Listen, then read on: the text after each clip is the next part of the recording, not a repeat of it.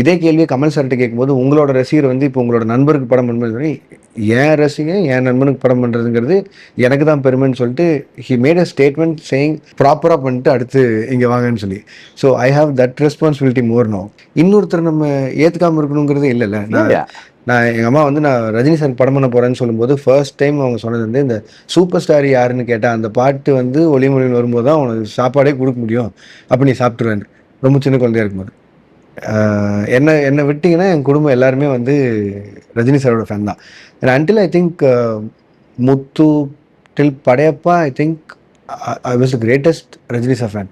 And அதுக்கப்புறம் எனக்கு வந்து என்னையிலேருந்து நான் சத்யான்ற ஒரு படம் பார்க்க ஆரம்பிச்சேனோ மை ஐடியாலஜி சேஞ்ச் அபவுட் வாட்சிங் films and I became a huge fan for Kamal sir. That doesn't mean that I don't like Rajini sir's films.